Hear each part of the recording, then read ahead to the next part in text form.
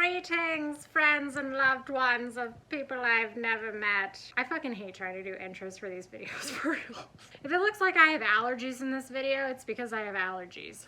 Just to also get that out of the way. Anywho, welcome to another video made by moi, where once again I have gone too far down the rabbit hole probably, but once again I encourage all of you to join me in my journey in doing thus, as we learn knowledge that is sometimes helpful and sometimes not helpful whatsoever. So yeah, this video was kind of inspired by a conversation that I was having with one of my friends. For many of us who are survivors of addiction to abuse, which is how I choose to kind of phrase that, most of us usually have friends who also are addicted to abuse, you know, like attracts like, and I have several friends who are also addicted to abuse, and there's kind of a camaraderie in that, right? It's like super nice just to have people who like get you and don't judge you, and you're like vibing. It's like awesome. But yeah, so I have a friend who is has a lot of the same demons that I do, and she has been involved with a guy for over a year, something like that. And the whole time I've been trying to be a good friend in the midst of that, which is always like a really hard line to walk. I mean, it's like, how much do you try to accept them where they're at, and how much do you put your foot down with different things so that you're not just enabling something that's like obviously horrible to you, while it's also their life and kind of like none of your business, but it is your business because you love them. But at the same time, like, you're not dating the person, but they're dating the person, so like their misery obviously isn't your misery because you still sleep fine at night even though they don't sleep fine at night. But then knowing that your friend doesn't sleep fine at night obviously bothers you, and then that might actually affect your sleep as well. So then like you're actually not sleeping fine at night, and you know what I mean? It's like it's a whole thing. So all of that was going on, and we had lots of different talks like over the year about her relationship with him. Basically, he cheated on a girl to get with her, which is obviously a giant red flag.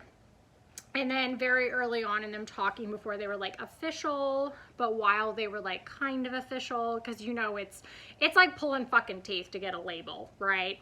Especially with people with intimacy issues. So while they were like kind of a thing but not a thing, she found out he was talking to like his ex again, which was a whole thing in the midst of not being a thing.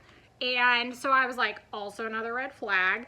And then she's pretty much just done what we all do, which is basically just gaslit herself throughout the entire relationship so that she could actually fall in love with him, because you can't typically like hate and love people at the same time. For the most part, usually you have to like put a bunch of shit in a box so that you can actually feel like you're fully investing in the relationship. So that was like a whole thing going on, right? And she would come to me at times actually looking for feedback. I think there were times, by the way, I'm like wearing overalls. Aren't these so cute? These are so cute, right? Are these like so cute? So she would come to me sometimes and just ask for like feedback about things. And that also is like a really tricky line to walk, because it's like, okay, if I speak too much truth and then she relapses and goes back to him, she's going to resent me. But at the same time, if I don't speak like enough truth, I'm just kind of walking on eggshells and not like just saying what I need to say, whatever. So we would have different conversations about this guy over the years and when I would talk to her, like a theme that definitely came up was her feeling like she wasn't good enough for him, which is very common. I think a lot of us have felt like that. So it was really sad for me to see, obviously, her self-esteem degenerating, and it was already pretty low to begin with anyway. But a lot of her conversations were where she just wished that she could be a better girlfriend to this guy. She wished that she could be less jealous. She wished that she could be less paranoid, right? She wished basically that she could just have no needs. And it's just like the cool girl trope that I've talked about in my other videos, you know, so like to a T. But it's hard when you're in it and you're not familiar with all that stuff to actually like see it for what it is, because you really do think that a huge part of the problem is you. So now it's come to the point where after about a year, some change, she has found out that this guy was cheating on her again. And she's going through that whole push and pull of like trying to get out of all the stuff she and he have both brainwashed her into believing, and like the beliefs they've both wanted her to believe over the last year in order for this relationship to succeed in the way that they both wanted it to, which was essentially him being as happy as possible. They both just like really wanted him to be as happy as possible. That was the epicenter of their relationship, was making sure that he was happy. And they both really wanted that. You know, there's a push and a pull, like I said. A lot of us don't just 100% quit cold turkey the first time. Also very common. That's a lot of what I kind of like try to remind people of when I'm talking to them, who like my friends. Because, you know, when they're processing it with me, they'll be like, and I'm done, and I'm done, and I'm done. And I'm like, and okay, that's good. I hope that you are. But if you go back, just know that I'm not disappointed in you. You know what I mean? Just know that that's normal, because you're like tanking on dopamine right now for like 1,000 different reasons, and you're literally just missing someone, and you've been so reliant on them for your sense of self for so long that without them it feels like you have no self, because you're leaning against them, leaning on them for that sense of self, and when they disappear you essentially like fall over, right? She sees him as a good guy who's really tried, because she saw this sweet, innocent, childlike side to him that feels very fragile. I totally want to make a whole video on that, to be honest. Just like, I'm probably going to make a video on that next. But anyway, the reason I'm explaining all of this is just kind of to build up to like what I'm making a video about today. So she reached out to me a few days ago, and she was talking about how they had a really good night together. One of the best nights that they've had in a while. And he was opening up to her about all this stuff, all of these insecurities that he has. And it wasn't to try to get her back. It was him really sharing very honestly, to whatever extent, about demons that he struggles with, telling her that he does like appreciate her and the ways that she has tried to support him despite all his behavior. And yes, there is a component to that that's manipulative, just to like end things on good terms so you see them as a good person. But deeper within that, the thing that I really like noticed in her story, which is what I wanted to make a video on tonight, is the idea of why this happens. There's another reason why this happens. And so I was asking her, I was like, do you happen to notice, and this is something I've asked a lot of my female friends, because I think it's a piece that can be missing sometimes, so once they realize it, it gives them like a lot of clarity.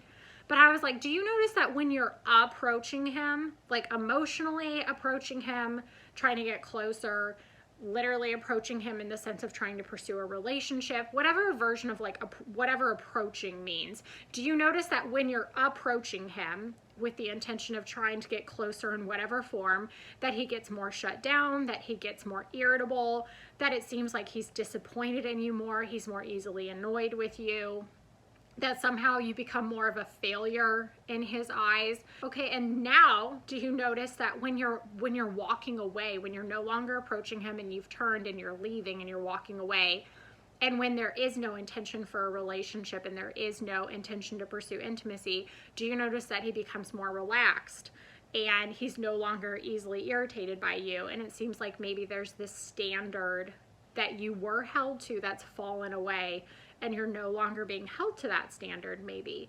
And he can actually admit things to you because that tension is kind of gone, you know? And she was like, oh my God, yeah, I totally notice stuff like that all the time. So I told her, I was like, you know, that's interesting, because I actually noticed this as well. And it's not just in the macro, like big picture that I notice it. I also notice it in the micro, even to the point where, because I think I'm almost like hypersensitive to this shit, like early on, for the first few weeks, everything's like flowing, vibing, whatever.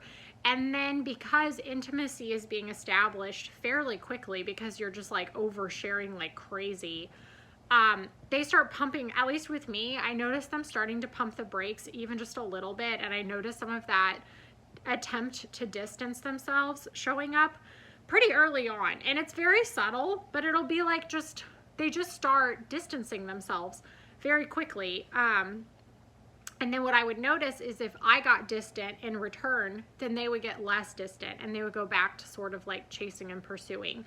And it's just that same version of like facing towards them and approaching towards them versus your back to them, facing away from them and walking away. I was explaining to her that my theory for this is that it comes down a lot, I think, to the mother wound. But in that, I wanted to kind of like break that down. And I'm definitely gonna be using my laptop for notes right now because there are certain nuances to this. I don't have all of it memorized. And I wanted to make sure that I kind of like talked about all the different pieces to it because it's like morbidly fascinating to me, but I also can relate to some of this because I did some of this when I was younger. And maybe even in some ways still today. I don't know, because I'm not really trying to date right now, but I think I just know that I did some of this too. Held people to unrealistic standards that no one could satisfy. And so I think that's another reason why I might be able to just kind of break this down a little bit more, is because I know that some of this went on in my own mind as well. I feel like for the men that I have pursued, the two things that they were afraid of, which all of this sounds very obvious, but I feel like maybe there's pieces of it that might be new and kind of interesting to share, or not. I have no freaking idea.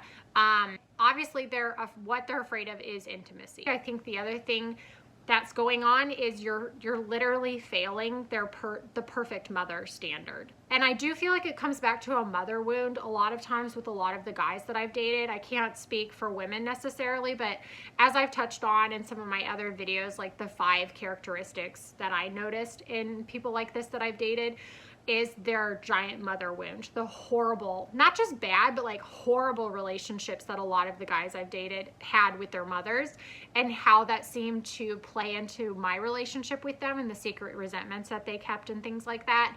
But within the perfect mother standard, which you will never meet, by the way, and I'm just going to kind of explain what I see within the perfect mother standard. I feel like they're not just craving a perfect mother, but I feel like they are also craving a dead mother. And if you haven't heard the term dead mother before, the first time that I heard this was in a video by Sam Vaknin. I think a lot of the people that watch my channel also watch Sam Vaknin. He's great. If you haven't checked out his stuff, like, he's so articulate. The way he explains borderline personality is just like poetry. But he's the first person I heard that term from, and I really love that term. I think it encapsulates what an emotionally absent mother feels like for us, and it really does feel like a mother who's dead, who didn't exist in so many of the ways that we needed.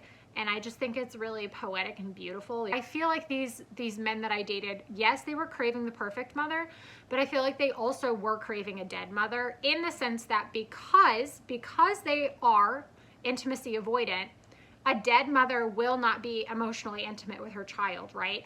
And in many ways, they're trying to recreate this relationship that they had with their mother. Again, we're all trying to recreate our versions of home and what our home life was like with the people around us, whether we mean to or not.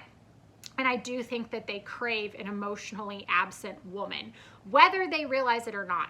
But this is my point. When I'm talking right now about how this is totally fucked and why you can never win in relationships like this, there's a bunch of reasons why we can't win and it's totally fucked. But I really wanted to break down this way specifically because this is the first of many of the contradictions that exist, of the paradox that exists in the standard that you're trying to fulfill, that you could never fulfill. And I'm going to explain to you why you will never be able to fulfill it. Whether you logically already understand that or not, I just really want to break that down because I love breaking stuff down. So when you think about that, the fact that they are craving a perfect mother and a dead mother all the same time, and granted, the perfect mother is subjective for many of them, but I see that their standards for perfection being fairly similar for the most part. But a perfect mother would not be a dead mother. So that's the first contradiction right there. A perfect mother would not be dead.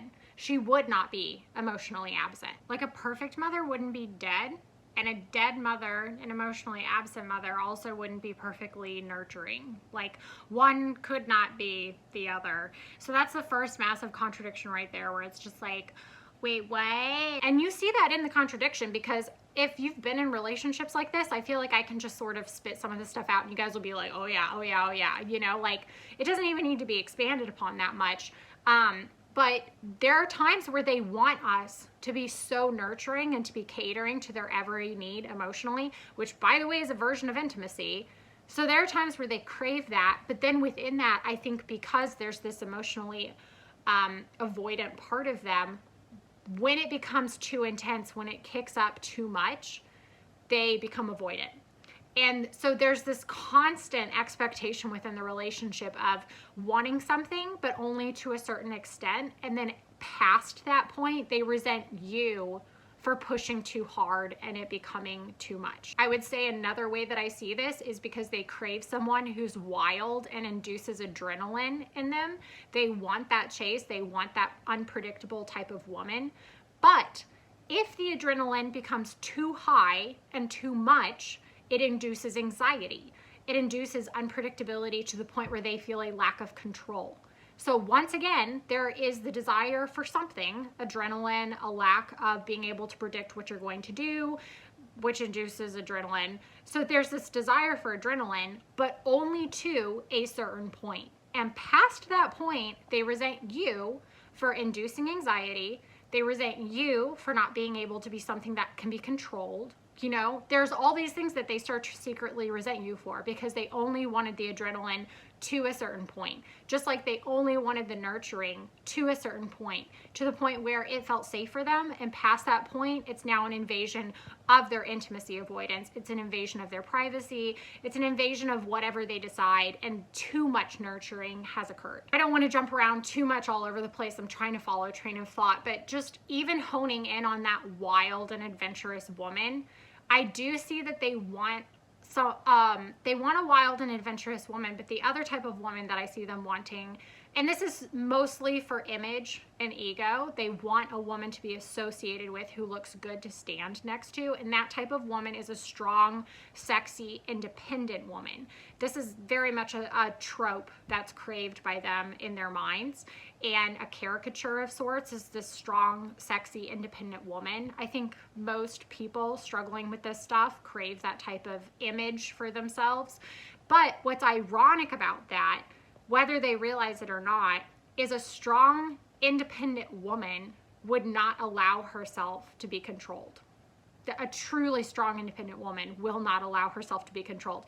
And being controlled is an inevitable point that comes in these relationships. Eventually, you have to let them control you. You just do. Because they have so many standards, so many illogical standards that they want you to live by. You have to eventually be controlled by those standards. You either have to bow down to them or you have to tell them to fuck off. And if you don't bow down to their standards, you are essentially telling them to fuck off. So that is a version of being controlled. And so it's just interesting that they crave for a strong, independent woman, but a strong, independent woman wouldn't let herself be controlled by someone like them. And also, a strong, independent woman would make herself just as much of a priority in the relationship as they are. And that's the other piece of it that they don't actually want. They want themselves to be the sole priority. They want their needs, their emotional needs, their fantasies, everything about them really to be the sole priority of the relationship. So they crave someone who's strong and independent, but a strong and independent woman would not let another person be the only priority in the relationship. She would absolutely make herself an equal priority, and they don't want that. So they want something that doesn't exist. They want a sexy, independent woman who would let herself be controlled and who would not make herself a priority, and that's a contradiction, another contradiction. And I think in a lot of these, like, I feel like each characteristic that I'm describing either fits into the dead mother or into the perfect mother. So like, for example, that one that I just listed about the sexy, independent woman, the version of sexy and independent and wild and adventurous that they picture in their minds, I think is a version of the dead mother. It's this woman who like is a priority to herself and is hard to catch, you know? Which, by the way, you can't be a chase and be caught at the same exact time, but I'll touch on that in a second. But either way, they want this type of woman who I think is a version of the dead mother, you know? Who feels like that thing that we can't really attain, and is more distant in a sense because she's not owned by anything. But then they want the perfect mother, and I think the perfect mother is something that bows down to them and essentially almost worships them. And those two things can't really like exist together in the way that they want it to look. Let's see. Within the chase and something caught thing, that's also another contradiction, and it sounds obvious, but like just to explore that for a second, I think the reason that they wants you to be released again once you're caught is because once you're caught, there's the potential for so much intimacy. And that really is where the fear starts to come in. And so, yeah, it's like you're chasing this thing that you can't actually handle holding. I think that's really the thing I tried to impress upon my friend the most, because it's like, I don't know what this guy's deal is. You know, to just start throwing around the word narcissist or psychopath, I think is just so caveman-like. I don't pretend to know everything that he's struggling with. This dude literally might just have legitimate emotional immaturity combined with like intimacy avoidance, you know, like, I mean, he's definitely intimacy avoidant, I'll say that. But the main thing that I just wanted to impress upon my friend is like, so much of this, it's not that she doesn't have any part in this relationship, but the biggest thing to understand is like, she wants someone who can't handle holding her, who can't handle having her near. And I relate to that sometimes, I really do. So I think that's another reason why I understand it. It's like you want the fantasy version of intimacy, not the real version of intimacy, because the real version of intimacy scares the shit out of you. And when you have it, you realize that like you can't handle holding it in your hand at all. I think where this gets really unfortunate though, and I'm sure I'm blending a lot of different like issues together all at the same time, because sometimes they do bleed together and blend together. You know, not everything's in like all these separate boxes. Like, over here you're just a narcissist, and over here you're just a psychopath, and over here you just have intimacy issues, and over here, you know, you're just manipulative. Like, it all just starts to kind of like bleed together. And I had a friend who definitely had like an attachment disorder of some kind. And I think the thing that was like so sad for the relationship I watched him go through, and I more so felt for his ex, but I also felt for him, because I knew that in whatever form, like, he loved this girl, but he broke her, he destroyed her. And the reason he broke and destroyed her is because she was this like wild thing that was so full of life, and he couldn't handle that. He loved it about her in the sense that it like attracted him to her, and he was like drawn to that piece of her. But when he actually had it in his hand, it was so terrifying to his intimacy issues, and it was so intense and bright and beyond comprehension, I think, to his emotional immaturity. It was such a complex, mature thing to grasp. Her freedom that she had, her inner freedom, and the ways that she expressed herself, it was so beyond him and his ways of being able to handle it, that he broke that. He broke the thing that he loved because he was afraid of it and he didn't know what to do with it. And so the only thing he figured out to be able to do was to break her down and kill those pieces of her so that she was more easily controllable.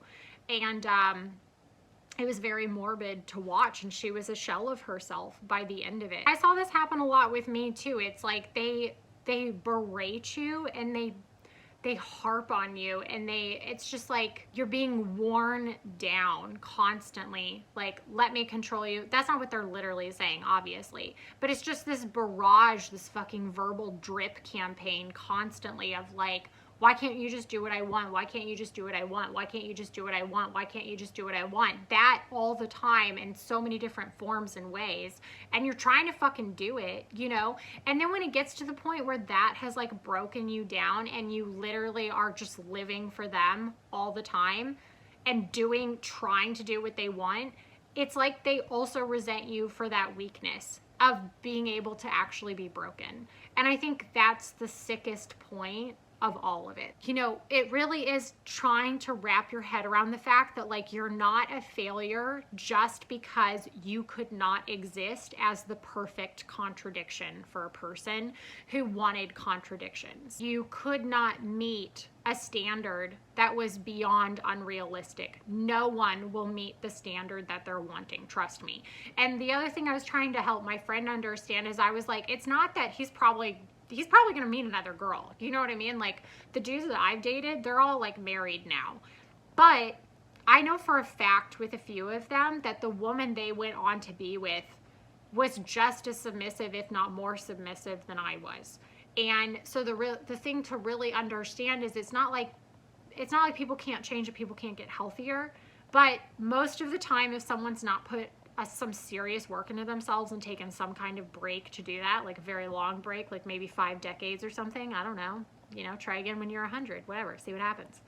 But if they haven't done something like that, they're probably just going to gravitate towards the same type of person, right? So I was like, just understand that the next girl that comes along, if she manages to be in a successful relationship with this guy, it's not because she became the perfect paradox. It's not because she has met the perfect mother standard. You know what I mean? That's impossible. She just is so okay with feeling like a failure. She is so okay with hating herself and living to try to please this person every single day for the rest of her life. She's so okay with living in that type of misery for the rest of her life that she's fine with being with him.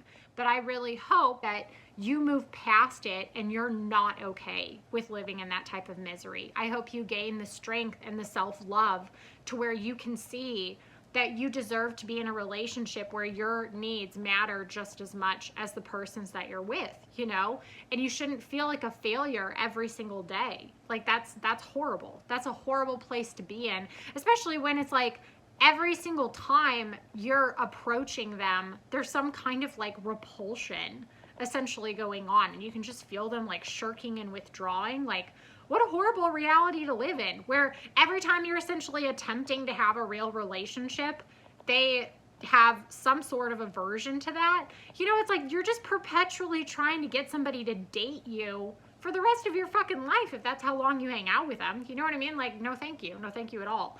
So yeah, I don't know. I found the contradiction between the dead mother and the perfect mother very interesting. It's an idea that I continue to like mull over from time to time, because when you really break down the contradictions, it makes sense why anyone would fail at them. You know, you can't be wild and adventurous and also like broken down and submissive and catering to their every whim at the same exact time. You can't be sexy and independent and then also tolerating bullshit that openly disrespects you at the same exact time. You can't be running away and also approaching them at the same exact time. You have to be doing one or the other. You have to pick a side. You have to pick an identity. And because they're constantly pendulum swinging between what they want, you are essentially pendulum swinging between what you're trying to be as well. One second you're trying to be the perfect porn star, the next second you're trying to be the perfectly emotionally detached person who essentially doesn't give a fuck about them. You know what I mean? And like they can do whatever they want because like you don't have any needs, but then the next second they want you so emotionally attached that you're able to nurture them and bond with them and have these like amazing moments where you both feel like so close that you could both come. But then the next moment, you know what I mean? They're back to like not even knowing if they want to be with you, and you should be mature enough to give them the space to figure that out. It's just like, it's insane. It's insane when you actually play the tape out and look at what this really looks like on a day-to-day basis from a more emotionally detached standpoint where you don't have the fog all over you. It's just like, you know, when you become, after you've lived like this for so long, which I have and she has and other people that I know have, after you've lived for so long trying to be the 5 different types of woman that they want you to be, trying to pendulum swing between being dead and being perfectly nurturing, which by the way, you just can't, it's crazy trying to be both, being dead and emotionally nurturing, emotionally dead, emotionally nurturing, emotionally dead, emotionally nurturing, like it's insane. But I was just like, after you've done this for so long, which by the way, it psychologically breaks you down. It just does, you know, trying to not be yourself, trying to not follow your natural rhythm, trying to not follow your natural instincts, your natural personality. That's you just trying to imitate something else that doesn't even, it's a third thing that doesn't even fucking exist. You know what I mean? And you're trying to do it all the time for years. Like after you've broken yourself down that much for that long of a period of time, however long of a period of time it was, you know, you're no longer staying for love at that point. Once you become that broken down, you're staying because you're psychologically dependent on someone. But we tell ourselves that that's love. That's not fucking love. That anxiety and that sickness that you're feeling, that emotional kind of sickness, that spiritual sickness that you're feeling, you think it's because you're losing them. You think it's because you don't have them, but it's actually because of them. You think that you need that person to not feel sick and to not feel anxious. You think that they are the remedy and the medicine to those emotions, but they are actually the cause of those emotions. And it's very important to make that distinction whenever you're able to remind yourself of that. You have wanted someone for months or for years who only wants you when you don't want them. Think about that for a second. You've been with someone and you've catered to someone for months or years who only wants you, truly wants you, when you don't want them. When your back is to them and you are walking away. That's when you always get the best version of them. And it makes sense why you're broken down. You know, it makes sense why you're at this place of sickness. Because that's an insane thing. Not insane like it doesn't make sense. It's just insane like it's like a marathon or like climbing a mountain. You know what I mean? But a mountain where you never reach the top and you never fucking win because you can't get there. It's like the carrot you're constantly chasing that just keeps getting pushed around. And that's why you are where you are, you know, and you deserve to be with someone who wants you when you want them, who wants you to want them. That's the biggest thing. That's the biggest fucking thing to realize is you deserve that. You should want that. I should want that. We should all want that. We should want someone and we deserve someone, and it's not crazy to want someone who wants you when you want them, not when your back is turned and walking away. You know what I mean? And I just hope that maybe helps somebody. If you're not a dead mother, if you're not a perfectly emotionally nurturing mother, if you're just like a real fucking person with needs and desires who prioritizes herself or himself, if you're somebody who has your own flow, who craves intimacy and enjoys intimacy, guess what? You're not fucking crazy. That's actually really normal, and it's okay to want that. And if you're somebody who's like totally afraid of intimacy, I have been there. You know what I mean? I've been there. But the main thing is that I realized that I have this ridiculous standard in my head and I should probably stop torturing people with it. That was a giant epiphany for me, you know? So no matter where you're at or what you're dealing with, I hope you can work through it. But acknowledging the problem frees a lot of people from a lot of crazy shit, a lot of cuckoo shit, okay? And even me realizing this for myself freed me from it because I was chasing something that was insane and I didn't even know it either, you know? So anyway, I hope that's helpful, you know? And yeah, I guess that's it. Anyway, thanks as always for watching and God bless.